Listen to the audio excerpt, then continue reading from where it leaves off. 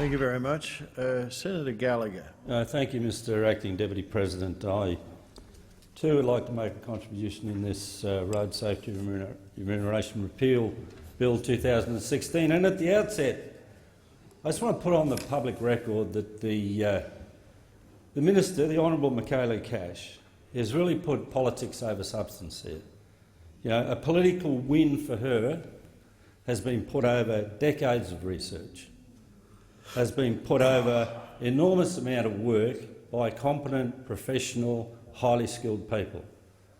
And for the Minister to say in a very disgraceful comment that this is about the TWU putting money into its coffers or filling its coffers or some such thing is, you know, an absolute disgrace. I've been a member of the TWU since 1975. I know and have spoken and working with more owner-drivers than Senator Cash will ever meet. I know the things that they go through on a daily basis.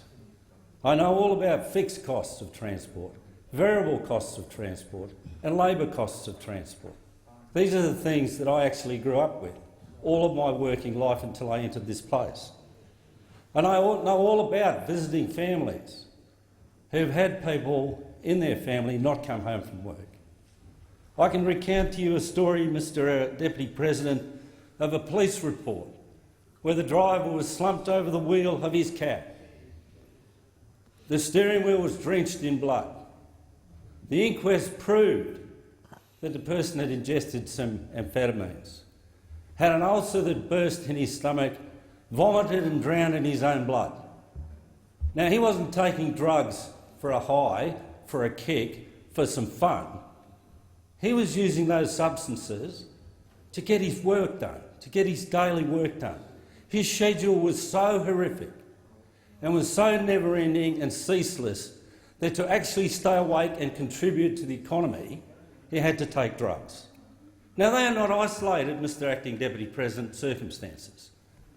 And no one knows better than the Transport Workers Union of the worth of the owner-driver. The worth of the owner-driver to the economy and to our society. No one knows better. Because, Mr Acting Deputy President, for those students of history, most of the branches of the TWU were formed by owner-drivers. The South Australian branch of the Transport Workers Union arose or came out of the Federated Carters and Drivers Industrial Organisation in around 1900. The 11 miles from Port Adelaide to the city was the transport connection from the port to the city, and those carters and drivers formed the industrial organisation which became the South Australian branch of the Transport Workers Union. So no one can say that the TWU doesn't know owner-drivers. No one can say that they have ever failed to represent them industrially. In their fixed costs, the fixed cost of bringing a truck to the road, the registration, the insurance, the fixed cost, the leasing payments, easily, readily quantifiable amounts, the variable costs, the tyres, the oils, the lubes, easily, readily available, quantifiable costs. And the labour costs. You go to an award, you take an award rate, you put a casual loading on it, you add your superannuation, you add your work cover, and they become an easily quantifiable rate for an owner-driver. And it may surprise this chamber, given some of the contributions we've had here today, that since 1984 there has been a contractor determination in New South Wales which has done precisely what the Road Safety Remuneration Tribunal has done today. Since 1984, owner-drivers in New South Wales have been able to access an owner-driver determination which prescribes fixed costs, variable costs and labour costs. The world didn't fall down in New South Wales. In fact, New South Wales has the highest remunerated drivers, and particularly highest remunerated owner-drivers. They are not out of work. They are still contributing to one of the largest economies in Australia in a useful, productive way. What has happened here is the trips over 500 kilometres interstate, for the first time ever, have had sensible, researched, credible costings attributed to the cost of bringing your truck to the market. And no owner-driver in this country should be afraid to charge those rates. And you, Mr Acting Deputy President, as a person with some business acumen and experience, would not put a truck on the road unless you could get your fixed costs, your variable costs and your labour costs. And dare I say it, for all of the hard work they do, perhaps a little bit of profit wouldn't be out of the question. That's what the Road Safety Remuneration Tribunal is trying to bring about. Now, for there to be a knee-jerk reaction, which is what this is, a knee-jerk reaction, a disgraceful political attack for political expediency, to just go out and throw out 20 years of hard work, 20 years of research, just for political expediency. You hope it might get you a few votes at the next election. And Mr Acting Deputy President, I haven't even touched road safety. And I can speak on road safety. As a former National Transport Commissioner, as a Director of the Motor Accident Commission of South Australia, as an Acting Chair of the Road Safety Advisory Council of South Australia, I do come to the argument qualified to talk about road safety. And as a person who does drive, unlike the Honourable Deputy Prime Minister, who in lieu of an 8-hour drive took a helicopter, last week I did my 800 kilometres on the road to attend a rural South Australian meeting. And when I got back there, I say, Mr Acting Deputy President, I was a little tired. Because 800 k's and 3 hours at a meeting is 11 hours. I did that once. Owner-drivers do that 7 days a week and put more on top. They'll do 14 hours of driving, they'll do their servicing in their own time, they'll wash their trucks in their own time, and they do take pride in their gear, as Senator Lazarus has said. They are totally committed professional people who are entitled to recover their true costs of doing their job. And that is what this tribunal allows them to do. It allows them to be in the marketplace and say, and I read the other day, Adelaide to Darwin, $6,000 to take 3 trailers, Adelaide to Darwin, with a $280,000 truck, $4,000 in standing costs, $2 grand for 6 days' work, and you bring in $300,000 worth of gear to the job. That's if you can get a little bit of backloading, you might be a little bit in front of that.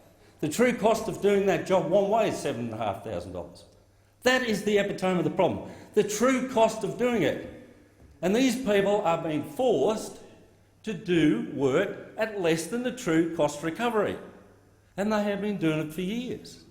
And I have seen friends of mine who have brought trucks and operated them for 2 years, and operated them with the absolute commitment that God has given them. 20 hours a day wouldn't be unusual for them, only to find at the end of 2 years they have eaten the truck. The truck is worth a lot less than they started with, and they have nothing to show for it. The companies that they're employed by are paying their fuel bills because they can't afford to pay their fuel bills. Some of these trucks will do 2 kilometres to a litre. You don't have to be Einstein to work it out. If you're doing 3,000 k's, you know, that's $1,500 minimum before you start recovering your tyres, your lubes, your oil. Now, let's just talk about road safety. There's one thing that's very clear. You can stop eating, you can stop drinking for a fairly lengthy period of time. Well, one thing you can't do is deny sleep. Sleep deprivation is cumulative. If you go with 4 hours sleep and another 4 hours sleep, eventually you're going to fall asleep. And you will not be able to control that. And we know, and I've spoken to drivers who have fallen asleep on the road with their 50-tonne truck and travelled for a considerable amount of distance. If they're doing 100 k's, you don't have to be a scientist to work out if there's something in front of them, it's not going to be good. You cannot avoid sleep. And when you have drivers who are stretched financially, who need to work to pay that fuel bill, pay that mortgage, pay that truck bill, pay that wage, then they will push themselves to the limit. But there are limits to what you can do with depriving yourself from sleep. And there is an old story about the first coronal inquest into transport where a carter and his driver had an accident. The driver was killed. The inquest found the horse was blind. Okay, horse was blind, driver forgot to turn the horse, off it went, rolled over and he's dead. And the question is now, Mr Acting Deputy President, how many blind horses is a driver in charge of when he has a power nap or a sleep deprivation event? And the answer is 500. 500 horsepower motors. You fall asleep for 60 seconds, it's catastrophic. And you cannot deny your body sleep. So there is a serious problem with overwork, underpay and road safety. And we, the community, are paying that. Now, we don't say that paying everybody more money is going to fix all problems, but it will take the pressure off. If you look at some of the transport companies of renown, Quick as Air. Oh yeah, fancy name. You know, Quick as Air was actually proved to be as quick as air. The ACCC consigned an air freight parcel in Victoria. It went to the airport, it went in a Quick as Air truck, which we used to call bitumen Boeings, and was delivered in Adelaide at the air freight price, and they were fined several $1 million for doing this because they do things very, very efficiently and quickly. High-speed transport. I was called to the depot where a high-speed transport operator was not only high, he'd driven from Sydney to Adelaide in just over 12 hours. It's 1,400 kilometres. How is that literally possible? It's possible because human beings take a lot of risks when there's a bit of money to be made and they have no rules to bind them. So dope to the eyeballs and speeding all of the way. Very famous coronial inquiry in South Australia where a driver did back-to-back Sydney trips, and on his third way back without sleep, he crashed into a car and 3 generations of a family were incinerated. He earned Her Majesty's pleasure of 14 years for that effort. This is a vigorous, very dangerous industry. And if people cannot recover their true cost of coming to work, then something will give. And quite often it's something in the road safety area that gives. You know, if those tyres are not changed, if those maintenance schedules are not met, and, you know, I heard Senator Cash say, well, we could have a bit of gear in the truck that would fix all that. The Australian design rules, Mr Acting Deputy President, actually don't feature with crash data or journey data. If there was journey data in the imported trucks that come into Australia, it's actually taken out. The feature is taken out for Australia. In Europe, you have crash data and journey data. In Australia, you don't.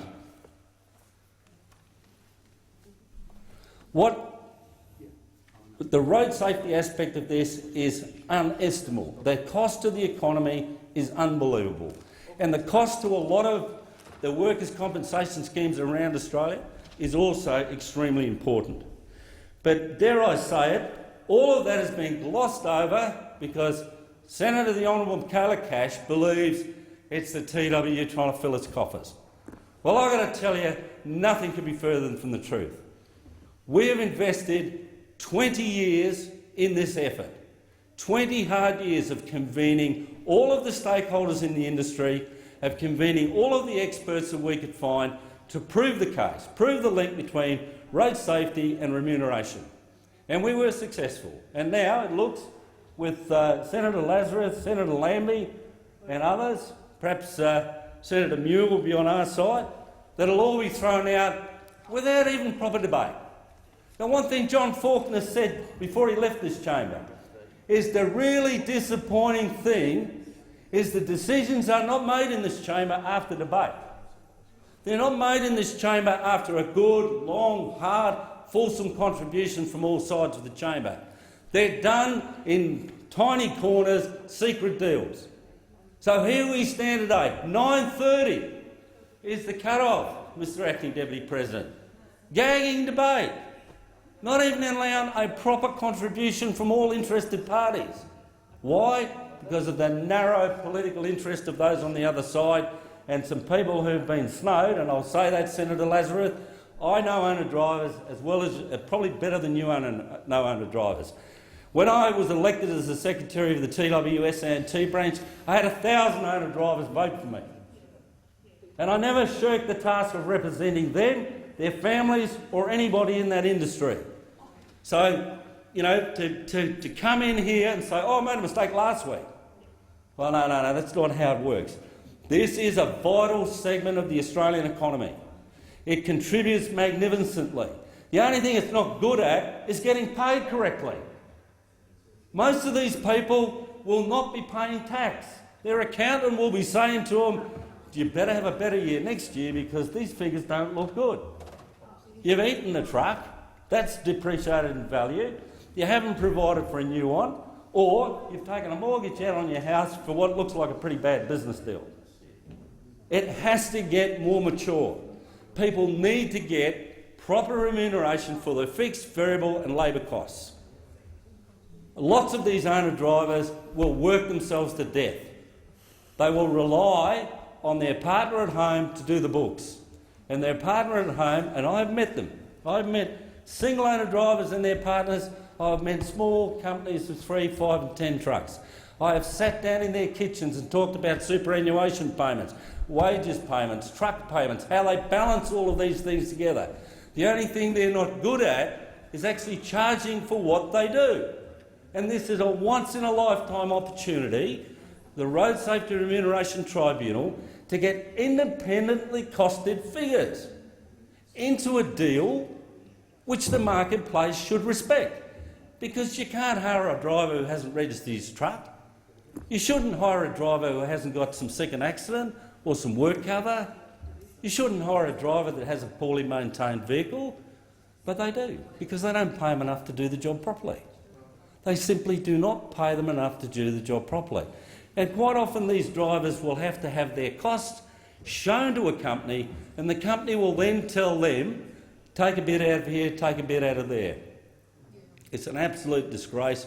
This was a once-in-a-lifetime, for me, opportunity to see some sanity, some fairness and some real reward for their effort. Now, I understand what's happened. The hirer says, I can get that transport company to do the job cheaper. And they may well for a week. But if there are 35,000 useful owner-drivers today in Australia, that means there are 28,000 to 30,000 jobs in Australia which no one can pick up in a day. There is no company with that spare capacity. And if they had that spare capacity, they will soon realise that you need to uprate the business. Because no one is more efficient than an owner-driver. No one is. They get up in the morning, they're wiping their bloody chrome wheels, they're cleaning their cab. They never charge for any of that. If they can't even charge for the wherewithals of what they use in doing the job, they don't charge for the additionals. Now, I know lots of employee drivers who don't do a tack. They won't do anything on their own time. They wait till they get on the clock. And they say, fair enough. Lots of transport workers get into work 15 minutes early and give the boss that because they don't like to be rushed. But owner-drivers are most efficient people, except at claiming their costs. Now, it's pleasing to see that Senator Muir has stayed on the right side of the argument, and it's a really, how can I say this? I've just found Senator Cash's contribution very virulent, shrill and over the top. I mean, really over the top. Like, as if we're out to collect, owner-drivers' money. How does that work? Please explain to me. It's voluntary to join a union. You have to articulate a case to join a union, and you have to ask them to sign a form and pay some money. There's no great big deal out there. There hasn't been a deal like that since I was a junior organiser, and there was a deal then, but we won't go into that. But the reality is this. We need to keep this road safety remuneration bill in place, and I would like to, Mr Acting Deputy President, move an amendment to a second reading amendment, which would do, at the end of the motion, add, and the bill be referred to the Regional and the Rural and Regional Affairs and Transport Legislation Committee for inquiry and report by 2nd of May 2016. I would like to move that way, Mr Acting Deputy President. That is so moved. Now, that, I believe, will give us the opportunity to look at this in the cold hard light of day instead of the political red haze that's descended on this chamber. It's a political red haze, double D, this, that, the rest of it. This is too important. This is about people's lives.